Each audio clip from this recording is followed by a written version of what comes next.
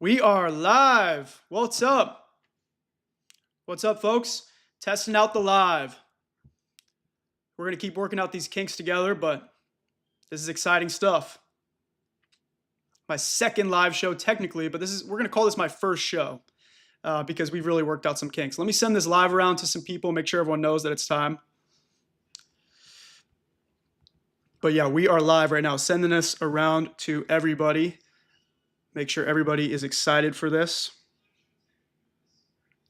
But yeah, this is pretty exciting stuff. Make sure that everyone saw the post so people have the link because this is a big deal. We are live. By the way, debuting the new shirt today. Look at that. Zoran Mamdani for mayor. And this is coming at you from the West Coast, by the way. But that just lets you all know that this is bigger than just one race. This is a movement, okay? This is what the Democratic Party needs to be following. Zoran Mamdani is the truth.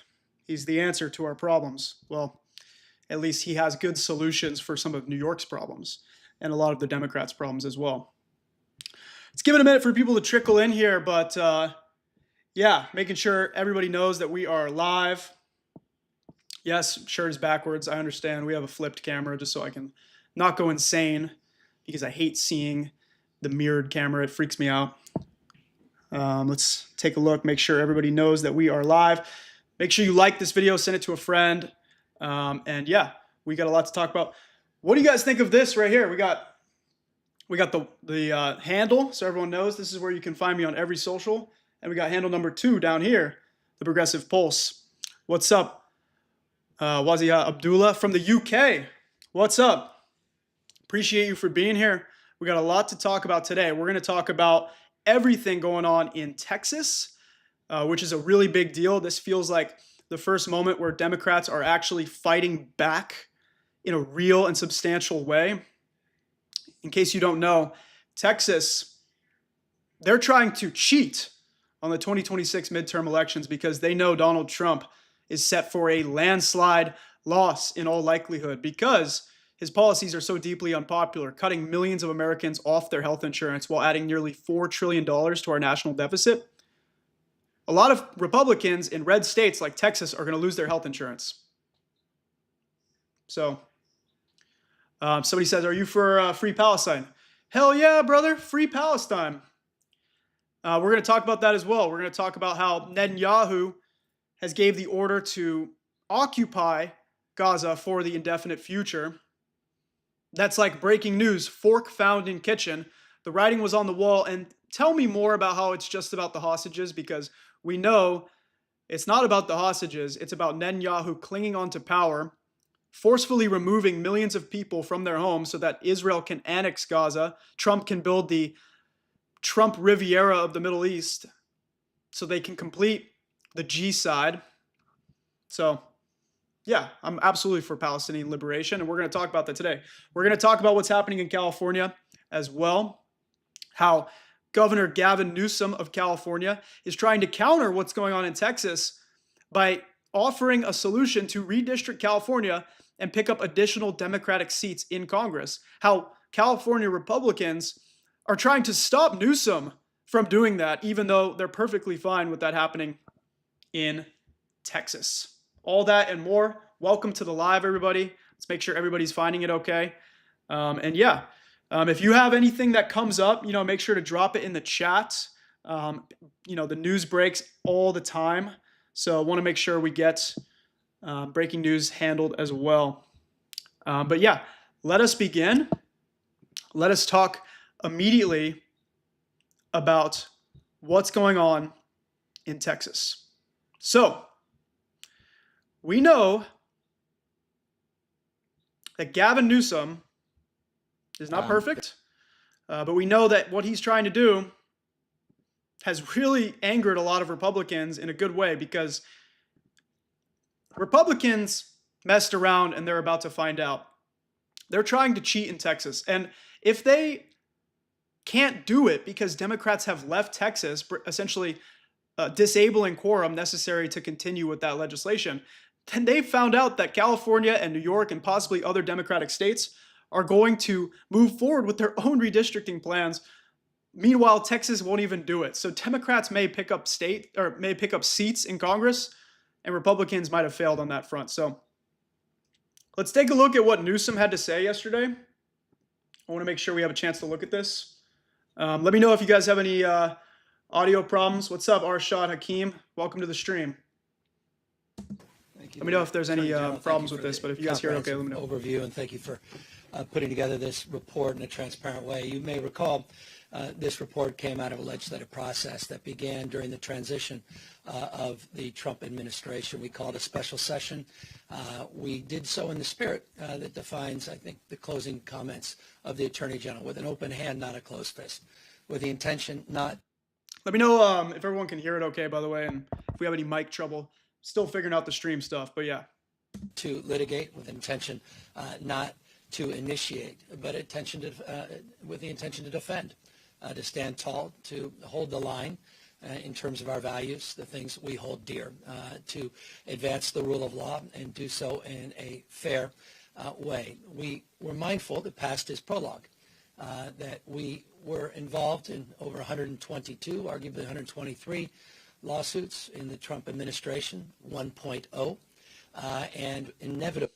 How times have changed since the Trump administration 1.0. I mean, back then, we thought we were in deep shit. Now he has no guardrails. Anybody that he brought in the first administration because he was trying to be a somewhat normal president, now he has no people in his entire cabinet that would even try to push back, because he knew from the first time around that he wasn't going to deal with people that were going to try to make him behave like a normal president. So now he's just filled his entire cabinet with brown shirts and radical extremists.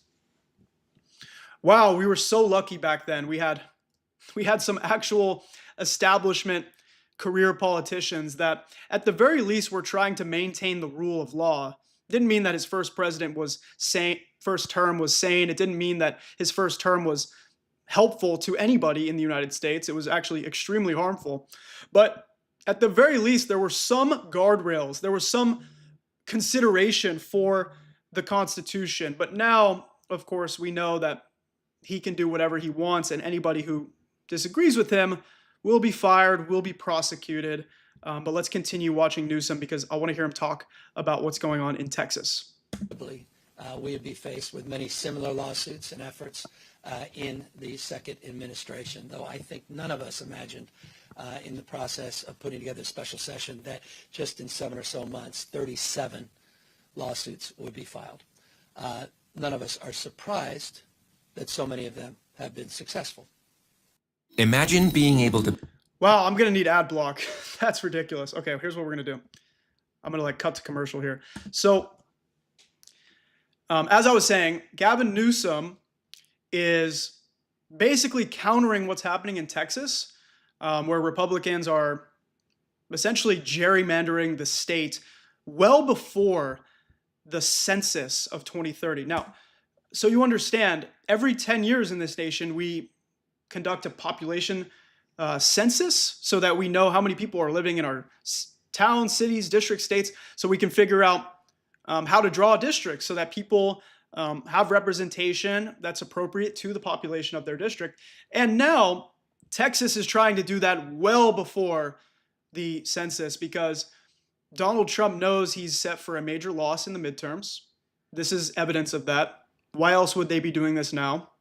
He's basically trying to find votes in Texas. So if they're going to draw the maps the way they want to right now, they're essentially trying to steal 5 additional seats in the House of Representatives to give Trump a better chance of holding the majority, to give Trump a better chance of increasing his margin for error in the House of Representatives. And most often, when this happens, the Democrats have just sat down, didn't really put up much of a fight. Newsom's far from perfect, believe me. But what I understand is at least they're trying to counter what's going on and showing a little bit of fight, a little bit of spine. So let's continue hearing from Newsom, because he's going to talk about how by doing so, we might not only be able to resist what's happening in Texas, but we could pick up additional Democratic seats, which will hopefully be a de facto end to the Trump presidency well before 2028. Because if the Democrats maintain control of the House and the Senate after the midterms, then that would put a stop to most of Trump's radical agenda. Should come as a surprise, save the scope, the scale, the shock and awe, as it's been described, of the totality of his efforts. Thankfully, we have an outstanding leader in our Attorney General, someone who didn't need to be convinced to fortify, to provide a bridge. That was the idea of the special session. After all, a bridge to the budget to make sure he had the resources so that he can move forward quickly, whether it was internal efforts or to the extent he needed to find counsel outside, he would have the luxury, he would have the resources to do so. With the support of the legislature, we not only advanced the $25 million in the special session, but with the support of the legislature just a few weeks ago, we also were able to significantly increase the ongoing support for our litigation posture here at the DOJ.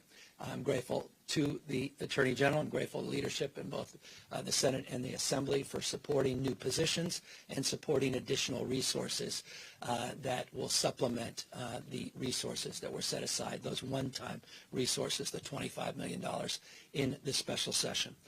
It was never the intention to quote-unquote Trump-proof, your words, not mine, during the special session, but undoubtedly those resources have come. Speaking of Trump-proof, by the way, it's important to know that just a few days ago, California actually suffered a major victory. I shouldn't say suffered, but the Trump administration suffered a major setback in court because California was able to put a stop to ICE agents conducting raids based on racial factors. So essentially, ICE can no longer legally, now we'll see if Trump behaves, but ICE can no longer go after people just because they speak Spanish, just because they work a certain profession, just because they are at a certain location, like let's say a car wash, a Home Depot, etc. That's where a lot of day laborers are in Southern California, people that are like just trying to get by. And they can't go after people based on skin color. Now, is the Trump administration going to abide by the law? Absolutely not. I don't think this is going to stop them whatsoever. But at least there are institutions in this country that are still standing for the Constitution, that are still standing for human rights. So we'll see how this court case plays out. But at the very least, this was a setback for Trump and ICE and should at least slow some of the unlawful raids that we've been seeing in Southern California. To bear great fruit. And I'm grateful again to your leadership, to your team's leadership, to your stewardship, to the partnerships that you've formed with other states.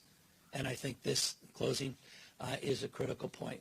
It's the old African proverb, you want to go fast, you can go alone, but if you want to go far, go together. And the partnerships that have been formed with other attorney generals all across this country have been formidable. Speaking of other attorney generals in this country, Ken Paxton in Texas, he's basically like Governor Greg Abbott's henchman. He's now threatening to arrest Democrats who left Texas because they're saying that they are vacating their seats and that they're not doing their duty that they were elected to do by leaving the state to stop Republicans in Texas from advancing on their gerrymandering legislation. Let me see if I can find exactly what the Texas Attorney General was saying. One sec here. By the way, if you're new here, please subscribe, like the video, share the video. All my other socials are linked in my bio. This is a brand new show that we have launched called The Progressive Pulse. I'm going to go live every week. Eventually, we're going to pick some specific days. Leave a comment. Let me know if there's a day that you would love to see me go live the most. But it's mostly going to be, weekdays like this. When I have a large window of time where we can really dive into some heavy topics. Later, I do want to make sure we talk about what's happening in Gaza. I want to make sure we talk a little bit about Epstein as well, because it's important to keep the pressure on. So take a look at this. Texas Governor Greg Abbott is discussing arresting Democrats who went AWOL, apparently. This is absolute insanity. Take a look at this. We'll go side by side here. With breaking news, the very latest from Austin is Texas Governor Greg Abbott. Governor, when I looked, I have a whole sheet here of every single Democratic state, and it's just like the examples I put up there. They have gerrymandered their states left, right, sideways.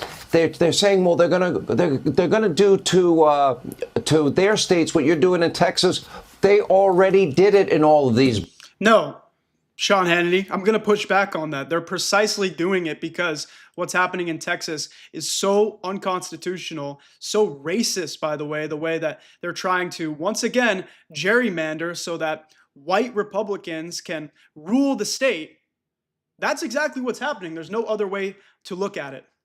Let me see. Do you think that all these people are going to be held accountable for all the unconstitutional things they've done? I sure hope so. By the way, this guy right here, he belongs in Alligator Alcatraz. This guy right here, he belongs in Alligator Alcatraz or Guantanamo Bay or the Secot prison in El Salvador. Call me a radical, but these people are fundamentally trying to destroy our country. They are trying to invoke white Christian nationalism in this country. So, yeah, I believe these people are enemies of the United States Constitution, and I believe that they are causing people to lose their livelihoods and their lives. The way they're kidnapping innocent people, throwing them in concentration camps. The way that they're now trying to rig the election so that Trump and the MAGA movement can remain a fascist power. Blue states. Frankly, Republicans should have caught up a long time ago. Well, Sean, first of all, Texas is doing what we are allowed to by the law. And one reason why that law exists the way that it does is because the Democrats brought a lawsuit after our last redistricting, and that decision in that lawsuit came out last year. And that lawsuit recognized that coalition districts are not. You're not doing it by the laws. You're just talking, bro. You're just making stuff up on Fox News. The point of redistricting is to do it when the census is conducted. That's how we know how many people are living in Texas. That's how we know how many people are living in Houston, San Antonio, Austin, etc. You're just doing it now, right before the midterms, to try and change the districts on your map so that people can vote for Republicans? Not required. And so Texas has a right to redraw these lines to fully represent the desires of every voter in the state. But Sean, that misses the point here. The point here is that Democrats have done something that's very un-Texan. What's un-Texan is how you left your constituents in the dust when floods destroyed your state not too long ago. What's un-Texan is how you and your cronies have defunded programs that would have warned people about the floods that happened in Texas not too long ago. What's un-Texan is that when asked why things went wrong, you said that it's not a football game and that we shouldn't be pointing fingers at who are the winners and losers. No, you're a loser, Greg Abbott. You are a loser because people died, and now you're talking about changing the game of the election so that you can stay in power, so that people who want to put through your fascist agenda can stay in power. You'll do anything to impress Daddy Trump. I'm not buying it, though. They've turned their backs on their fellow Texans. When it came to a fight, they turned and ran away, not just from this redistricting fight. They ran away from dealing with the flooding issues that are still echoing across. I literally called it. Like I just was talking about that. You ran away from the flood. Where's Cancun Ted? Cancun Cruz? Ted Cruz? Guess where he was during the flood? Greece. Why was Ted Cruz in Greece? His state was flooding. There were warnings. What was he doing in Greece? Greg? Across the Kerrville area Families desperately need results from the state legislature in this 30-day special session that are not going to be delivered because Democrats are hanging out in Chicago and New York and other. What an insane deflection. Sorry to keep pausing, by the way, but this is so toxic. You're telling me that we should be mad at the Democrats for leaving the state, and now, because of the Democrats, we can't deliver aid to your constituents. But at the same time, you're telling us that we have to redistrict Texas to maintain a Republican status quo when it's your leadership that failed so many Texans during the floods, during heat waves and power outages and COVID. You're telling me that the Democrats now are responsible for what's happening under your leadership? Give me a fucking break. Places. Yeah. All right. Let me run through the states. California, Republicans, 39% of the House vote, but they only have 17% of the seats. Connecticut, Republicans, 40% of the House vote, 0 seats, none, zip. Illinois, 2024, Republicans, they got a pretty respectable 47% of the statewide vote, 18% of House seats. Maryland, one of the bluest states, Trump gets 35%, but they only have 12% of House seats. Massachusetts, again, 0 House seats. Nevada is even worse. Republicans win the state. They won the state House by 10 points, walked away with 1 single House seat in the entire state. By the way, what Sean Hannity is saying is also total bullshit, because even in the 2024 election, yes, Trump won the election, but in so many states where Trump beat Kamala Harris, Republicans lost down the ballot in big ways. Like in North Carolina, the Democratic governor beat the Republican. In so many Senate races, congressional races, Democrats beat Republicans. But Trump won over Kamala in many instances. And I think part of it has to do with the fact that many people voted for Trump but didn't vote the rest of the ballot. Many people voted Democrat, but they voted for Trump because they were so unhappy with Kamala. And many Democrats also voted for Democrats down ballot, but they didn't support Kamala Harris and they didn't vote for her. That's it. So this has been the practice of these states for the longest period of time. Now they want to attack you, and I'm thinking. By the way, I'm getting that the Newsom clip was a little staticky. I think that's the way they recorded it. But let me know in the chat if you can hear Governor Abbott clearly. Again, okay, what you're doing is exactly what they did. Well, and not even that, Sean. To be honest, the Texas maps are not going to be as extreme as those other blue states that you talked about. But another thing, and that is what Texas is doing under these new maps. 4 of the 5 new seats will be a majority Hispanic seats. One of the seats is going to restore the Barbara Jordan seat over in the Houston area. And so these are seats where Democrats are having to come to grips with the reality. And that is, they are now losing the votes of Hispanics and black voters in the state of Texas. And these districts are going to show that Hispanics and blacks, as well as others, are voting for Republican, and Republican is their candidate of choice. And we will ensure that will be achieved at the congressional level in the state of Texas. Well, certainly it should be somewhat proportional to what the vote is. What is your response to Kathy Hochul, who says that we are at war over Texas and the redistricting push that's going on in Texas? We are. This is literally a civil war that's happening. Like, guys, the country is changing. There's people that are trying to rig elections for the foreseeable future because they know that they can't keep the power. They know that Donald Trump is deeply unpopular. And they'll say, oh, we won in a landslide. It was a mandate from the American people. It was one of the smallest popular vote victories in American history. And yes, Trump won a lot of swing states, but by very slim margins. Mostly because a lot of Democrats didn't vote. Kamala Harris didn't do enough. Trump also campaigned for 4 years. He was campaigning as soon as he lost in 2020. Kamala only campaigned for her 107 days, as she talks about in her new book. Which I ordered, by the way, just so you know. I don't agree with Kamala on everything, but I ordered her book. I want to read it, just so you know. There's a bunch of crazy bluster. Democrats are freaking out because they are realizing Texas has the authority to redistrict, and we're going to do so in a way that's going to lead to these additional seats that will vote Republican, and they will be serving in Congress in the next session. And so Democrats are freaking out about it, engaging in rhetoric, but I don't think they have the capability of actually living up to it and doing anything about it. Texas will continue to fight for what is right, and that's exactly what we are doing. Is it a fair statement to say that Republicans, in terms of the percentages and numbers that they have voted, have been unfairly cheated out of their representation? I think that's a more fair statement. Well, a different way to say it, and that is, at least in Texas, And not your we're state, going I'm talking to ensure, about blue states. Yeah, and I'll talk about both. In Texas, we are going to ensure that voters are going to be able to vote for their candidate of choice. For example, I think Donald Trump won in all 5 of these seats that we will be making Republican seats. The same thing should apply in all those other states, Sean, that you mentioned in your monologue, where you pointed out the gross gerrymandering in these blue states have rejected Republican candidates for office that should be serving those states, should be serving our country. It's the gerrymandering in the blue states that has distorted the politics in America. All right, Governor, good for you. Good for the fight. We'll see. Good for you. Good for you, man.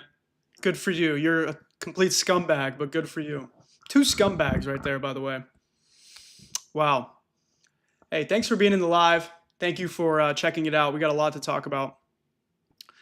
I want to make sure we pivot to what's happening right now in Israel and Gaza. How Netanyahu has dropped a decision to conquest Gaza, which, you know, is no surprise to me. It's no surprise to millions of people around the world. But apparently, you know, some people are surprised by this. Let me pull up a segment here about what's going on in Israel right now. So, backstory, in case anybody is unaware, Netanyahu, according to Israeli news, gave the command that they will occupy Gaza for the foreseeable future. That could be years, that could be decades, and it will definitely alter the region permanently. This is aligned with Trump's vision of creating Trump Gaza, which he's talked about many times. So that should not come as a surprise. And by the way, for anybody who's America first, how is it America first that we're going to start spending even more money to start new war, to carry out a full-blown genocide and basically move millions of people out of their homes, which have been destroyed, by the way, to other countries that don't want to take people because they're not part of their countries? How is this America first? It's not. Spoiler alert, it's not. But let's take a look here. Make sure I give you guys a good view. Here's what's happening. News coming out of Israel tonight, where in a matter of hours, the Prime Minister, Benjamin Netanyahu, is expected to urge his security cabinet to back a full military takeover of the Gaza Strip. That's according to Israeli media reports that a source tells CNN are accurate. Senior officials close to the Prime Minister are quoted as saying the die is cast, we're going for full conquest. If Israel's military commander doesn't agree, he should resign. My source tonight served as the U.S. ambassador to Israel under President Obama. Dan Shapiro is here. And thank you, Ambassador. I wonder what you make of what this is going to look like if Netanyahu goes forward with this. Well, Caitlin, I certainly hope these reports are not true. What is described in those reports is essentially Israel continuing the war into a full occupation of Gaza. This is really to achieve the goals of the most extreme members of Prime Minister Netanyahu's cabinet, which is to reoccupy and ultimately resettle Gaza, annex it to Israel, perhaps ethnically cleanse the Palestinian population. That's all true, except not perhaps ethnically cleanse. It's already happening. Like, just call it like it is. Not what is needed right now. Maybe this is just a feint to try to get Hamas back into negotiations on the release of. Not a threat, by the way. Real plan that's already in progress. I don't think they care about the hostages. If Netanyahu wanted the hostages back, they would have been freed already. If you're telling me that the Israeli army, with all their weapons and all their intelligence and Mossad and all the backing of the United States of America, wanted those hostages, they would have had them. You think Netanyahu wants to go get those hostages and end this thing? You want Netanyahu to tell you with a straight face that he wants to get the hostages and go back to his own political persecution? The hostages, but I certainly hope it's not true. If it is followed through, what it's going to mean is more dead hostages. We just saw 2 hostages at Hamas that's sadistically starving. And another point about that, and I don't think this is being talked about enough. How could Israel want the hostages back if they're bombing the entire area? Like, they've killed some of their own hostages, and by not allowing food into the region, they're starving their own hostages.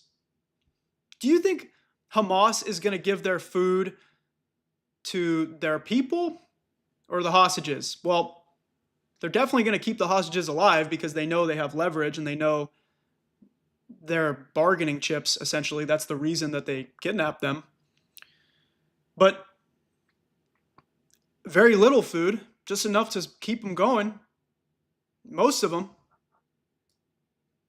You think Netanyahu wants to release them, or do you think he wants to destroy the Palestinian people entirely? I think he wants the second option. Making dig their own graves in tunnels, and whether 20 still alive, they're going to die. More Palestinian civilians are going to die. More Israeli soldiers are going to die. Israel, which is already experiencing significant isolation internationally, is going to see that deepen. But no Arab states are going to come help with the day after in Gaza, which was what really needed. And President Trump can forget about his dreams of a Saudi-Israeli normalization deal or expanding the Abraham Accords. So I certainly hope these reports are not accurate. Yeah, I mean, those images of the emaciated hostages are just, they're devastating to look at, and also to think of what this would mean for the Palestinians after so long that the war has been happening. And this reminded me of, obviously, just recently, a few months ago, when President Trump was talking about the United States taking over over Gaza. Real quick, I just want to pause for a sec because I just saw a tweet from Newsom. Oops. So remember earlier too, Sean Hannity and Governor Abbott were going about how all these states have zero Republican representation purely because of gerrymandering, not like the people there didn't want to vote for far-right fascists. Well, Gavin Newsom, he just highlighted the fact that, well, look at all these states that actually have zero Democratic representation, and most of them have to do with gerrymandering. DC Drano, who's this guy again? I don't know, some fascist. Blue states with zero Republican House seats: Massachusetts, Rhode Island, Vermont, New Hampshire, Hawaii, New Mexico, Connecticut, Delaware. Blue states with 1 Republican House seat: Maryland, Oregon, Maine. Blue states with 2 to 5: Colorado, Minnesota, Illinois, Virginia, New Jersey. After that, you only have California and New York. The reason Democrats are screaming for Texas to stop redistricting is because Democrats have almost nothing left to gerrymander. They already rigged the map years ago and hate to see Republicans actually fighting back. Okay, well, here's what Newsom had to say. Oh, cool. I can do that too. Let me see if this makes it a little closer for you guys. That looks better. Oklahoma, Arkansas, Iowa, Utah, Nebraska, Idaho, Montana, West Virginia, Alaska, North Dakota, South Dakota, Wyoming. All red states with 0 Democratic House seats. Red states with just 1: Mississippi, South Carolina, Tennessee, Kentucky, Kansas. Should I keep going? It's a very good point. And we just watched this on Fox not too long ago, where Abbott was saying that gerrymandering has distorted the politics. Notice how Democrats are actually supporting the idea of banning gerrymandering nationwide. That is the key distinction here. Because Republicans are now trying to say, well, the Democrats are also gerrymandering. That's how they maintain power in these districts. Well, they're saying, Democrats are saying, well, why don't we just ban gerrymandering? We can ban it altogether. We'll ban it everywhere, and we'll see who comes out on top. We'll see what the American people decide. So that's how you know that in this instance, I do align more with the Democrats, because they actually do want to ban this nationwide, and there's been efforts to do so. And they're perfectly fine, the Republicans, doing this in Texas, but they have a huge problem with this happening in California, it seems. I like what Brian Tyler Cohen says here. He says, this is a district drawn by Republicans to pack Democratic voters into one gerrymandered district. You're literally making the opposite point that you think you're making. Look at the way this is drawn. They literally redistricted this part of Texas. Let me see if I can blow this up more. Yeah, look how clear that looks. So that all these regions outside of San Antonio and Austin can create Republican representation in Congress, so many different areas, while packing this very urban area into Texas 35. What is natural about the way this is drawn here, other than they wanted to make sure that they could redistrict Texas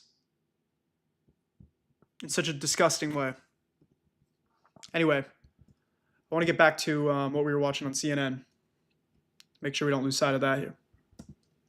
Gaza, basically, and being in charge of it. I asked him about that at a press conference. I want to remind everyone what he told me. This is Pod 5.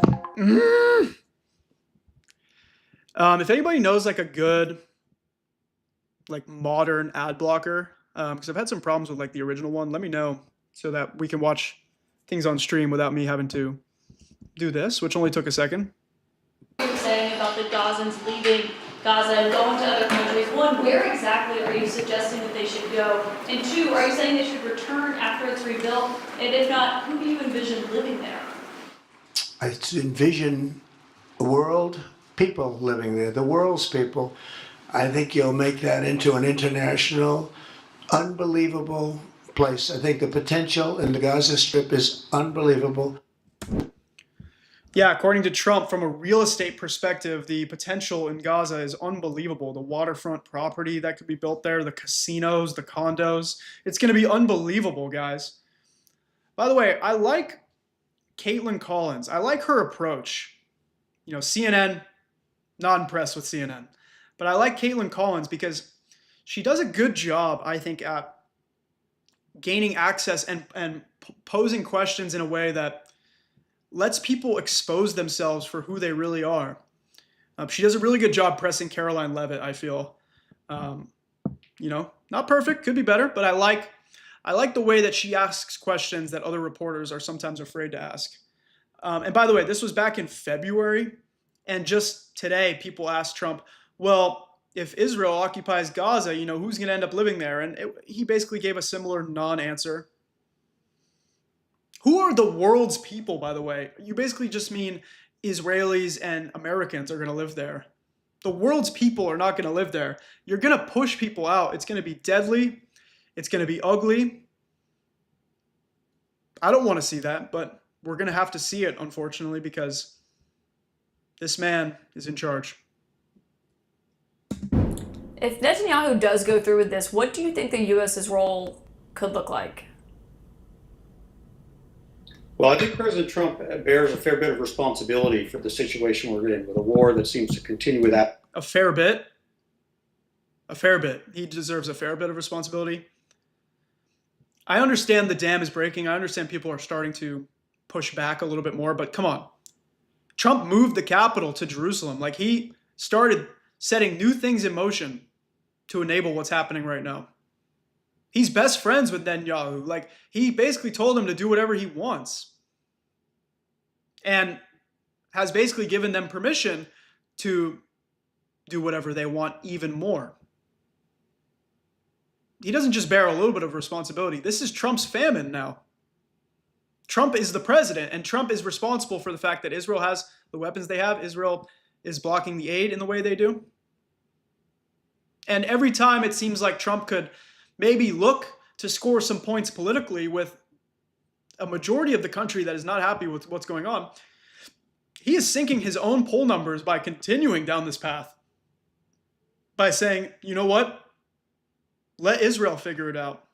And a ceasefire that broke down hunger crisis that took hold in Gaza, where people are literally starving, hostages languishing without any hope of being freed. When he announced his vision of the United States taking over Gaza, sending all the Palestinians out and building luxury hotels on the beach, that was not a realistic vision. It was not even a serious vision, but it did embolden and empower the most extreme members of the Israeli cabinet who really do want to empty Gaza of its Palestinian population and take it over. So he also signed off on a terrible, sorry. Well, you mentioned what the government wants. The Israeli media tonight is reporting the IDF is opposed to this, and I just what does happen if Israel's military leaders say we don't support what you're going to do here? 75%. The IDF is not opposed to this. They are complicit. They are enabling this. The IDF probably wants this to happen so that they can just get rid of the Palestinians. What the fuck are we talking about here? The IDF is doing this.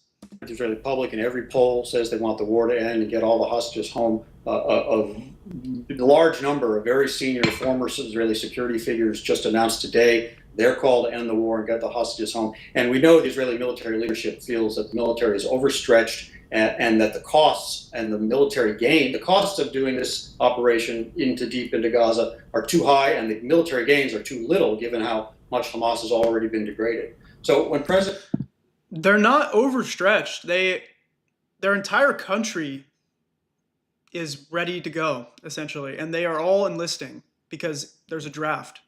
And by the way, if Hamas is already destroyed, according to this lackey over here, then wasn't that the goal of Netanyahu, was to pound them down so bad that they could never attack Israel again? Obviously, it's much deeper than that for Netanyahu.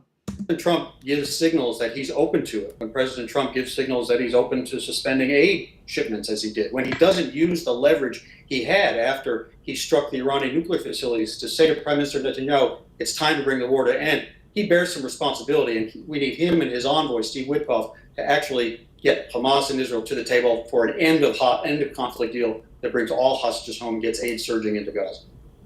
Former Ambassador Dan Shapiro. We'll see what happens, obviously, when Israel wakes up in a few hours. Thanks so much for joining tonight. That's frustrating. That is frustrating to watch. It's very frustrating. Man. Wow, that sucks. Well, hopefully, at the very least, as more nations put pressure on Israel to stop, to change course, and to recognize Palestinian statehood, we may see a change. Now, that's just being a little optimistic, but part of my job is also to celebrate the small wins as we see them. Change happens slow, and it's not happening fast enough for people right now who are suffering. But what is happening is France said they'll recognize Palestinian statehood. Canada said the same. UK said the same. Portugal has said the same. And Trump said, oh, we're not going to do a trade deal with Canada now because they recognize Palestine as a state. How is that America first? You should be doing what's best for our country. If making a trade deal with Canada is best for our country, then make the fucking trade deal. Otherwise, put your fucking tariffs on so we can just start paying higher prices already. Because at this point, everything's getting more expensive because tariffs are implemented. Tariffs are going to acclimate American companies to charge us more because they know that the tariffs are already in the mainstream, and so everybody's going to be paying more stuff anyway.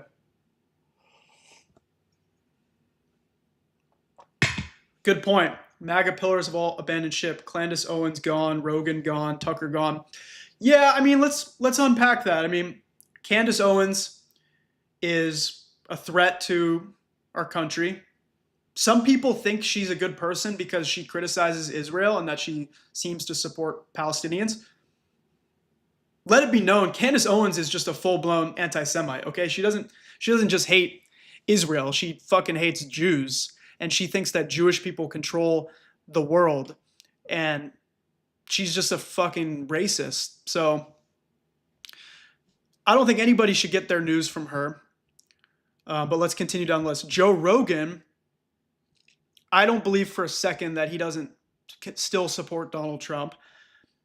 I do think people have sensationalized Joe Rogan to such a ridiculous extent. Like they think he's this diehard MAGA Trump supporter.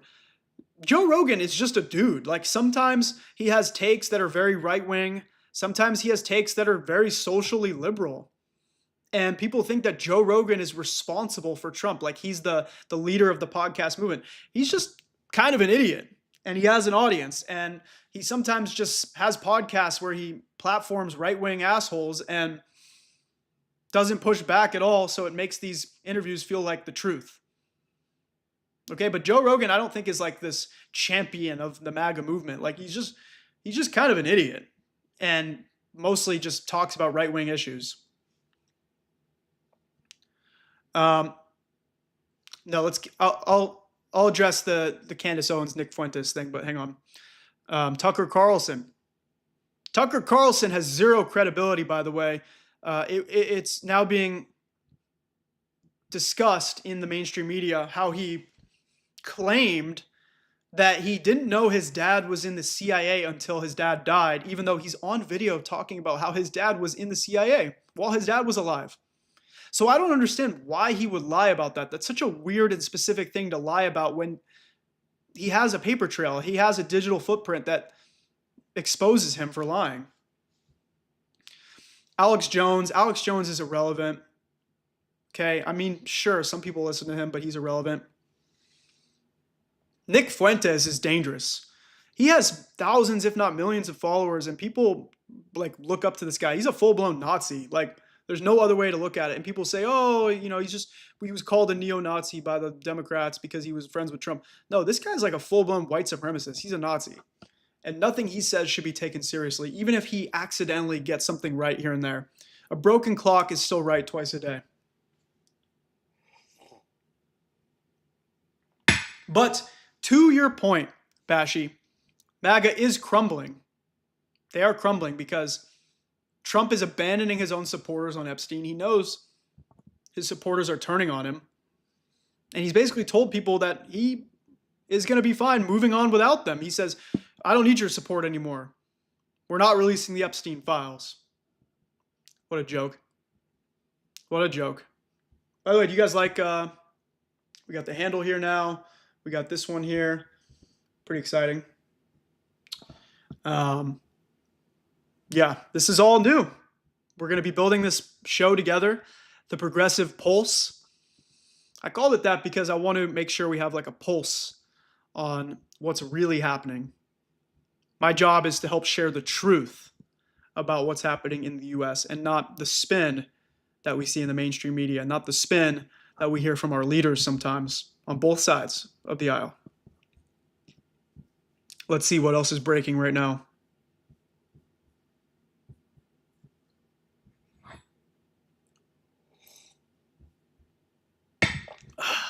Leave a comment. Let me know where you're watching from, by the way. Let me know where you're watching from. I would love to get a sense for where everybody is tuning in from. This is very exciting. I always think it's fun to check in on what my boy Charlie Kirk is saying. Ooh. One sec.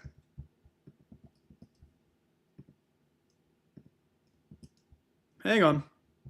Seem to have broken here. One sec here. Can you see that okay? Cool. Perfect. Okay. President Trump is 100% right. JD Vance is doing a phenomenal job and would make an incredible next POTUS. Best VP of my lifetime, and it's not even close. Let's go. Let's see this clip. Could clear the entire Republican field right now. Do you agree that the heir apparent to MAGA is J.D. Vance? Well, I think most likely, in all fairness, he's the vice president. I think Marco is also somebody that maybe would get together with JD in some form. I also think we have incredible people, some of the people on the stage right here. So it's too early, obviously, to talk about it, but certainly he's doing a great job, and he would be probably favored at this point. Okay.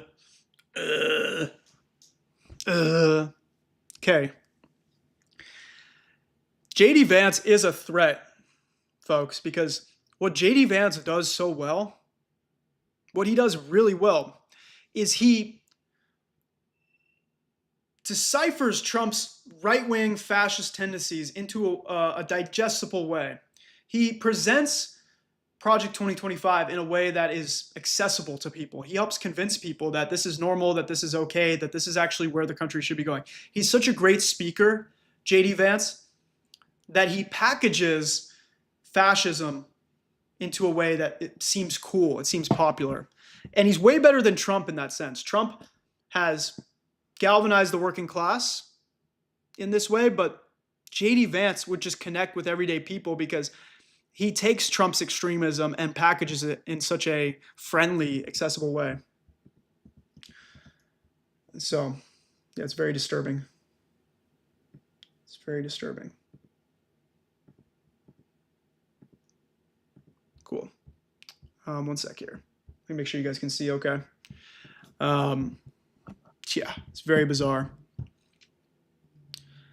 If you guys ever see breaking news, like, let me know in the comments, in the live chat, because that will allow me to just see something that may not be on my radar as I'm locked into this live here. But yeah, one sec here. My hotkeys have stopped working, so it's making switching screens very tricky. Just another learning curve here. From Central New York, welcome, King Lamus. Welcome from Central New York. I visited New York. Trump got humility on the economic call. Yeah, I want to find that actually. Good point. I want to talk about his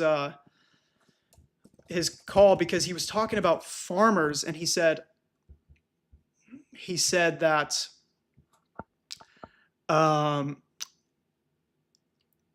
undocumented migrants will be dead if they break their backs, because he was saying how farmers would fire undocumented migrants if they couldn't show up to work, and they would have to go back to their country, which would essentially be their death, according to Trump. Let me find that real quick. Hang on, check this out.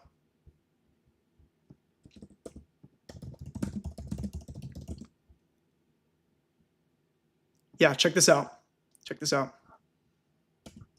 Make sure you guys can see this okay. Let's get past this ad real quick. But Trump essentially is backtracking again on his own immigration policy. Hello, Donna from Canada. Salute to you from the Great North. Loved visiting Vancouver not too long ago. Canada is a superior country to the United States in many ways. Congrats on your election, by the way. Glad it went in the right direction with Mark Carney versus Pierre Poilievre. All right, check this out. Two birds with one stone. Her problem is that the Trump administration's immigration crackdown is affecting farms across the country. There we go. Food production is at risk of slowing down as migrant farm workers hesitate to show up to work. They fear being detained or deported because ICE agents are descending on America's farms. Authorities say they arrested more than 300 farm workers in a recent operation targeting 2 California cannabis farms. They say they were not pursuing another worker when he suffered a fatal fall during one of those raids. And the problem is U.S. agriculture relies on migrant farm workers, and the industry is lobbying the administration not to deport them. But President Trump's MAGA supporters accuse the industry of selling out. They want ICE raids on farms to expand. Meanwhile, President Trump's signature policy bill that he recently signed into law has its own problem. It includes some of the biggest cuts to Medicaid in decades, which could leave millions of people without health coverage. something that Trump promised not to do. But Republicans insist that the work requirements they inserted into the legislation only affect able-bodied adult recipients who choose to be unemployed. And that's where the Agriculture Secretary Brooke Rollins comes in. We must be strategic in how we are implementing the mass deportation so as not to compromise our food supply. Ultimately, the answer on this is automation, also some reform within the current governing structure. And then also, when you think about, there are 34 million able-bodied adults in our Medicaid program. There are plenty of workers in America. It's so simple. We'll deport migrant farm workers, and then their jobs will free up for Medicaid recipients who need to work to continue receiving health care. They'll qualify. That's what they're trying to do, people. That's what they think is going to happen. For health coverage, and America's food supply will be secured. Two birds, one stone. It goes without mentioning the number that Secretary Rollins uses, 34 million able-bodied adults. First of all, the number is much, much lower than that. It's between 25 and 30 million. And according to Kaiser Family Foundation's research, a majority of them are working full or. I'm on Medicaid. In case anybody didn't know, I'm on Medicaid. I work all the time. Working right now, too, by the way. Part-time. As of 2023, 44% of Medicaid recipients are working full-time, 20% are working part-time. So that 34 million number, just get it out of your mind. But the suggestion dovetails perfectly with this very persistent myth that the millions about to be kicked off Medicaid as a result of this bill are overgrown children who are hooked on video games, people who clearly should be working. Carl. I love video games. Can't go wrong with video games. Hulse wrote in the New York Times how the lazy gamer has become for Republicans this generation's welfare queens, a convenient punching bag for cutting public benefits. But a Brookings Institution analysis of Medicaid rolls conclude that even if these so-called lazy gamers had their benefits dropped, wouldn't generate anywhere close to the savings that Republicans expect. Quote, Speaker Mike Johnson's archetypal young men who hang out in basements playing video games are not as common as he may imagine and just don't use a lot of health care services, which suggests that Medicaid cuts will more likely affect people who... Also, if you're a 29-year-old playing video games in your mommy's basement, you're not even going to the doctor. You're most likely not even signed up on Medicaid because you're too busy playing games, having fun. What are you going to the doctor for? If you're not responsible in other areas of life, like you're just gaming your life away, as Republicans seem to think you are, then why would you even go to the doctor? That their premise, MAGA's premise, doesn't add up at all. Who do work or go to school full-time, as well as people with physical limitations that prevent them from working in the first place. The bigger problem in Brooke Rollins' idea is that workers aren't really that modular.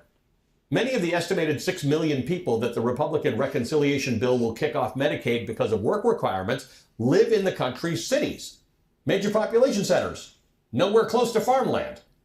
And they may be trained in things other than farming. You can't just pick them up from here or there and suddenly drop them on America's farms. MAGA really wants you to believe that they're going to kick undocumented migrants off farms and deport them back to whatever country. I won't even say their own country because they're just sending people to random countries. Like you hear about people just being sent to Guatemala and they've never even been there in their life. People being sent to Egypt, right?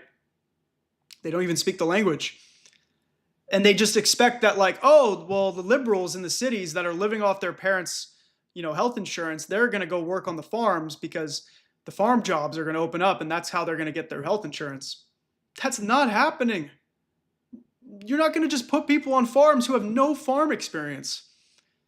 And MAGA's not going to do it because they're not going to do the hard work that so many of these undocumented migrants have risked their lives to come and do in this country to survive. These people are the threats. Like they're just literally trying to eat food and live. And expect everybody's problems to be solved. Both Trump's justifications for mass deportation, that the country is overrun by criminal migrants, and his justification for cutting Medicaid, that the only people affected are somehow undeserving anyway, are untrue. So when you start with these two false premises, you end up with a very false solution. Joining me now is Julie Robner, the chief Washington correspondent at KFF Health News. Before that, Robner spent 16 years as a health policy correspondent for NPR, where she helped lead the network's coverage of the passage and implementation of the Affordable Care Act. And Ezequiel Hernandez, a professor at Penn's Wharton School.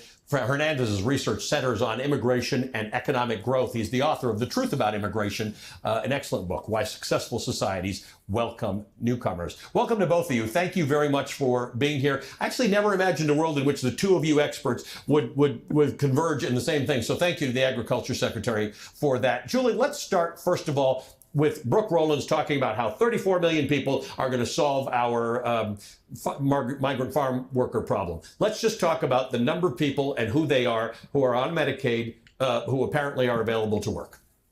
Well, there's one myth that you missed, which is that people are not living off of their Medicaid checks. This is not welfare. Medicaid is paid to healthcare providers when people get healthcare services. I'm just going to stop you there because this is a huge point. You can't get rich off of Medicaid benefits. Right. You not only can't get rich, but you can't live off of Medicaid benefits. So all of these people are doing something else to support themselves. And as you pointed out in that slide, most of them already work. They go to school, they take care of somebody, or many people can't work, but they also can't qualify for disability. So there are a lot of people with disabilities who get Medicaid who aren't technically disabled according to the government rules. So there really aren't that many people who are available to go pick the crops if we end up deporting a lot of these migrant agriculture workers. And Zeke, Western governors and members of Congress and senators, Republicans, have for decades been saying this is a real issue. You can't solve it with deportations. They've been trying everything, whether it's guest worker programs. I want to make sure everyone understands this too. Trump was fully prepared to kick every undocumented migrant out of this country. And he's since realized, wait a second, if I do that, all of our farms are going to lose their workers. I shouldn't say all, but many farms will lose people who are here to work. They're not going to find replacements. The agriculture sector is going to take a massive hit. Our food industry will take a massive hit. Shelves will take a hit. The economy will suffer. And these farms who will have to find new workers are going to be delayed. And then they're going to find people that may or may not be even worse at the job because they're coming in new. And the people that have been working there, some of them have been living here for decades, are taking their experience into an ICE van and they're going back to their country. So we're losing their experience. And now Trump thinks that liberals are going to go to these farms. They're going to take the bus from Austin or Chicago and they're going to get on a farm and start working on a farm because they're going to lose their Medicaid. Nobody thought this plan through.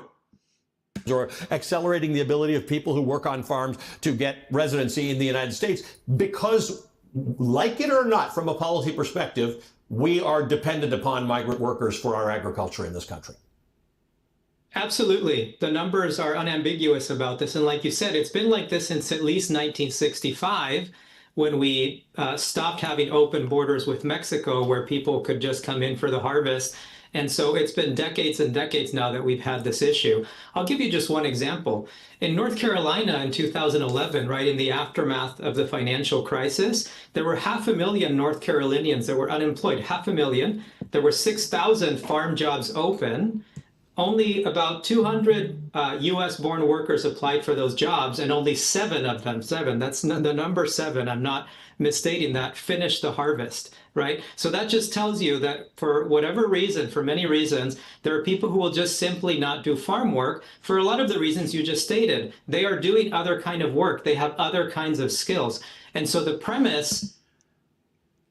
A graduate from Harvard who's pursuing engineering or law or medicine or film or gender studies or anything, they're not going to suddenly know how to get on a farm and make blueberries. Otherwise, our food is going to taste like shit. Behind the deportation is that that we don't need these workers, that they're taking advantage of American workers, and if we just get rid of them, there's a group of people willing to fill the void. Right. It just doesn't hold up to scrutiny. By the way, people don't really register this fact, but agriculture work is the most dangerous work in America, like statistically. It's hard work, it's hot work, and it's dangerous work. Julie, part of the Republican defense of Medicaid cuts is this idea that lots of undocumented immigrants are receiving Medicaid. Senator John Barraza was on Meet the Press this morning. Listen to what he had to say. Medicaid has become a magnet for waste, for fraud, for abuse, and even corruption. And during the votes on this bill, the Democrats said, nope, keep sending Medicaid to illegal immigrants, or 1.2 million illegal immigrants on Medicaid. Can we stop calling them that? You sound fucking stupid. Medicaid right now. Senator, a couple things. 92% of people who are on Medicaid are either working or would qualify for an exemption. And it is worth just reminding people, folks who are here who are undocumented actually aren't eligible to receive Medicaid. Let me just point out there. Undocumented migrants, people can, in an emergency scenario, like it's an emergency or they're giving birth, can, go to a hospital and Medicaid will help with that.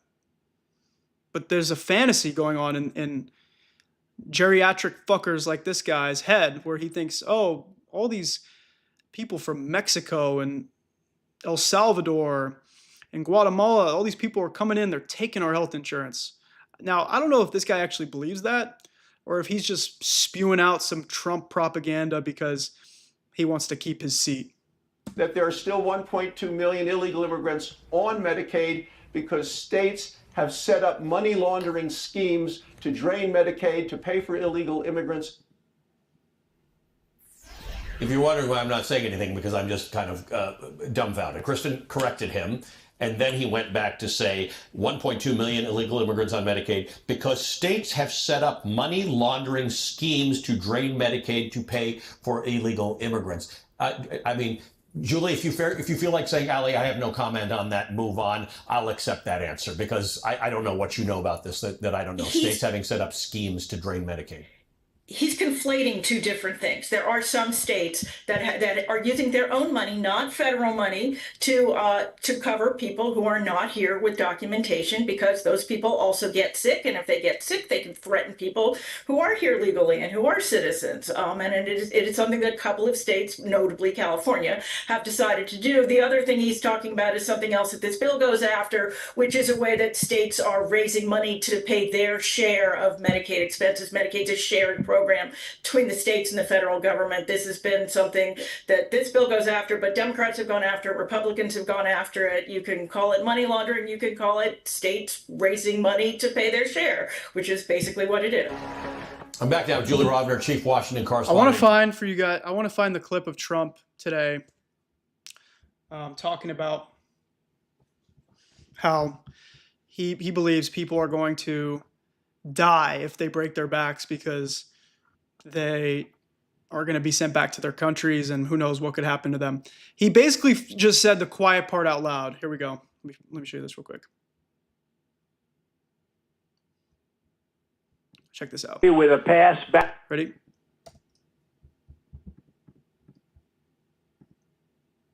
Yeah, watch this.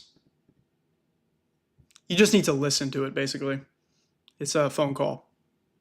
Country with a pass back in legally, and we're doing things that are very difficult to do and very complex, but it works really well. We're sending them back, and then they're schooling, they're learning. Let me set this up better so you guys understand, and then I'll let it play. Let me tell you guys what's happening. Donald Trump, the president of the United States, is backtracking on immigration policy because he's realizing that by kicking out millions of undocumented migrants who work on farms, he's going to destroy the farming industry. He's going to destroy the agricultural sector. He's going to delay food going into grocery stores. It's going to be a major disruption of American life. Farms aren't going to be able to successfully replace people. And he's saying the quiet part out loud here. He just said that if an undocumented migrant breaks their back and they can't work, they're dead, as Trump says, because they have to go back to their country. That's why people are probably going to work through injury. People are going to do whatever it takes to keep working. He just said the quiet part out loud, as he does so often. So take a listen to this. to their country with a pass back in legally, and we're doing things that are very difficult to do and very complex, but it works really well. We're sending them back, and then they're schooling, they're learning, they're coming in legally. We have a lot of that going on, but we're taking care of our farmers. We can't let our farmers not have anybody, these people, you can't replace them very easily. People that live in the inner city are not doing that work. They're just not doing that work. And they've tried, we've tried, everybody tried. They don't do it. These people do it naturally. I said, what happens if they get it to a farmer the other day? What happens if they get a bad back? He said, they don't get a bad back, sir, because if they get a bad back, they die. I said, that's interesting, isn't it? These are very, in many ways, they're very, very special people. Okay, go ahead. No, okay, so back to their. You can hear the CNBC guy like trying to stop that train of thought because he's like, this does not sound good, Mr. President, and you are just ruining your own career with that, as Trump does so often. You heard him say it himself. People in the city are not replacing farm workers. I'd like to see Donald Trump get on a bus from the Upper West Side, head down towards some farm in Central California and get to work picking strawberries. I'd like to see that happen. I'd like to see J.D. Vance, who's supposedly this rural guy that represents the middle class. I'd like to see him go to town and try to make some wheat. J.D. Vance, get out there on the farm and start making something, because if you want to talk the talk, let's see MAGA walk the walk. How come MAGA isn't working on these farms? What's up with that? So, yeah, of course, if somebody's in this country without documentation or they're awaiting legal status and they're trying to survive, making, minimum wage in the sun for 12 hours a day, just barely getting by, they're not going to tell their boss at the farm, hey, my back kind of hurts, I can't come into work today. What's going to happen? Boom, they're gone. They're gone. So, yeah, we have a pretty fucked up, broken system right now that's only being stressed and strained by this fascist administration that wants you to be afraid of brown people that are working on the farm, that are just trying to feed their families. Your neighbors, people that are in this country to survive, people that are in this country to pay taxes, and they want you to believe that they're on Medicaid. Seriously. Ask any undocumented migrant, are you on Medicaid? The answer, no. It's not possible. It's not a real thing. Only in emergency scenarios or if someone's giving birth. That's pretty common knowledge. But people will fall for anything that this president says.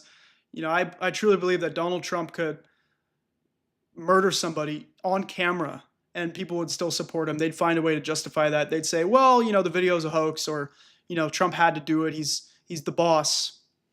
So shame on everybody who voted for this. Shame on everybody who thought they were voting for lower prices when in reality, food's about to get more expensive. Gas is getting more expensive. Electricity is getting more expensive. Tariffs, we haven't even really felt the full weight of that yet. Innocent people are losing their lives, being thrown into concentration camps like Alligator Alcatraz. Shame on people who voted for that. So, I'm pretty impressed by people who go live for 8-10 hours a day like Hassan Piker. It's a lot of talking. But, there's a lot to talk about. And I appreciate you for being here with me. If you're just tuning in, I'd love to see, where you're coming from. Let me make sure everything's still up and running smoothly here on the live. Thank you for being here with us today on this fine Tuesday afternoon. We'll go a bit longer. In the future, I want to bring in some guests. I want to have interviews. I want to have people to talk with as well, so that I don't have to carry the weight of the program and so that we can collaborate too. Drinking some black coffee today. So, yeah, you just heard the criminal in chief talking about how migrants are so vital to farms. So we shouldn't kick them out, even though he's going to do it anyway. Okay, now check this out. Check this out. Check this out. So we know about the Sydney Sweeney ad, right? So now, Megyn Kelly, she's very triggered because Beyonce just did a Levi ad. Check this out. Check this out. I think this will be fun to talk about. Can we see this okay? I'll try to make this a little better for you guys. Let you lock in here.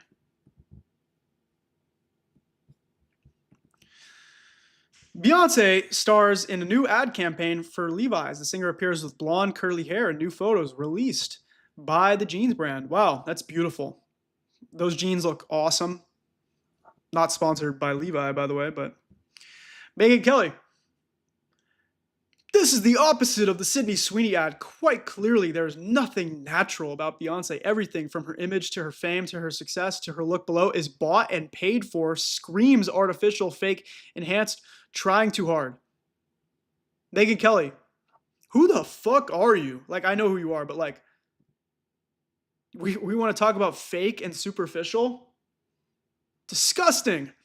And by the way, Beyonce is one of the most talented artists of all time. That's fairly objective. That's pretty much common knowledge. She's a household name. She has revolutionized music with many successful albums. She's created a signature sound that will be copied and implemented for decades to come. Her vocals, her stage presence, her dancing, her songwriting, her music videos, everything Beyonce has done has been influential, impactful. Sydney Sweeney can't even clean Beyonce's shoes. Let's be real. And Sydney Sweeney, has to stay relevant by taking on controversial ads like this. Sydney Sweeney is a fine actor, but Sydney Sweeney is not even in the same conversation as Beyonce in terms of cultural significance and relevance. And sure, maybe Beyonce's gotten some work done here and there. I'm not an expert on Beyonce, but neither are you, Megyn Kelly. I don't think you know anything about Beyonce's personal life. You're just trying to make a statement here so you can stay relevant. Trying too hard? How is she trying too hard? She's posing effortlessly. She looks beautiful. Meanwhile, Sydney Sweeney is like creating this lustful commercial where she's like objectifying her own body for the money and for the clout. She's trying to appeal to simpletons and MAGA incels and white people to wear American Eagle jeans. It's disgusting. And the right seems to think that leftists are so triggered about the Sydney Sweeney thing, when in reality, Megyn Kelly is the one talking about Beyonce. No one's talking about this except Megyn Kelly. And she keeps going on. She's going at it with Jon Favreau. I bet most normal people think both ads are just companies trying to sell products by featuring famous, beautiful women. But there are also these people. He's calling out Megyn Kelly. Typical leftist dishonesty, acting like conservatives started this fight and how petty we are to be commenting on a woman in a jeans ad. Now, what got us here again? Well, what got us here is the Sydney Sweeney ad, which is disgusting, by the way, and it is very fascist. It's very Nazified. It oozes with Nazi imagery. Let's be real. And you're right, Donna. It is political theater. It is a distraction, but it's important to call it out because they want to highlight culture wars so that we stop talking about the Epstein files. So we stop talking about the plight of the Palestinian people. We stop talking about Trump's destruction of our economy. Like, notice how everything Megyn Kelly is tweeting today is about Beyonce. Like, why aren't you talking about the fact that Israel is going to occupy Gaza and Trump is allowing that to happen? How is that America first? Why aren't you talking about the Epstein files, which you probably cared so much about before Trump decided that they don't exist? It is not possible for me to bully Beyonce, literally one of the richest, most privileged, connected, famous people in the world. Well, you just tried to bully her, and you just said that she's not famous, she's not powerful, she's nothing, she's fake, manufactured. Now you're acknowledging like how amazing she is, so way to go. You I could bully, but your TDS is already torturing you, so we're good. I love how MAGA people think that like we have Trump derangement syndrome. Like, you are the people that are so obsessed with him, like he's your Führer, like he's literally your dictator. Like, you criticize him and you're going to be thrown in alligator Alcatraz. How we got here? A few random posters claim that the Sweeney ad is Nazi propaganda. It is, let's be real.